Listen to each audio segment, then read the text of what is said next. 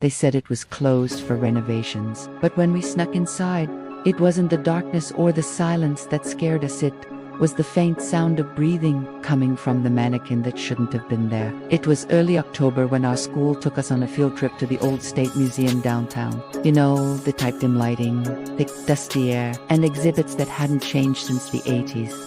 Most of us weren't excited. I remember texting under my jacket sleeve half the time and joking around with my friends Drew and Marcus. But there was one part of the museum that actually interested people: the colonial life exhibit. It had been closed off for over a year, blocked by thick velvet ropes and a sign that read, "Temporarily closed for restoration.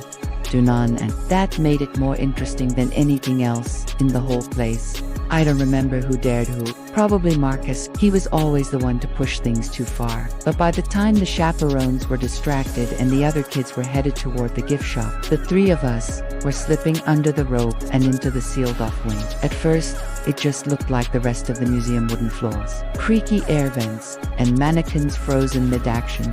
A woman pouring water into a tin cup. A man hammering a fence post. Kids playing with rag dolls. Everything behind glass. Everything motionless. The lights were dimmer in here, like they hadn't been turned on all the way. There was no music or narration playing like in the other parts of the museum, just silence and cold. The air felt noticeably cooler the deeper we went in. "I heard someone died in here," Marcus whispered, grinning like it was a joke. Like ... a worker got stuck behind one of the false walls and they didn't find him for weeks. "Shut up," Drew muttered, but I could tell he was unsettled. So was I. Then we saw the figure.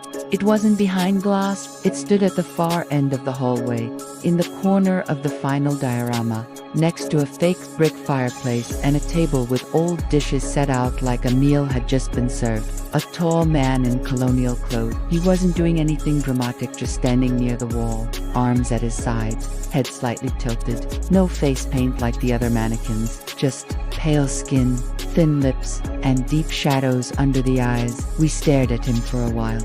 Something was off. "He's not waxed," I whispered. Drew nodded slowly. His eyes, they're wet. Mannequin eyes are always dry and glassy. These looked real. Marcus walked closer, trying to act tough. Maybe it's a test display, lifelike realism or something. I don't know what made me do it, but I reached out my phone and turned on the flashlight. The second the beam hit the figure's face, it flinched, just slightly, enough for all three of us to freeze. "He moved," Drew whispered. "Did you see that?" Marcus laughed, but it cracked in the middle.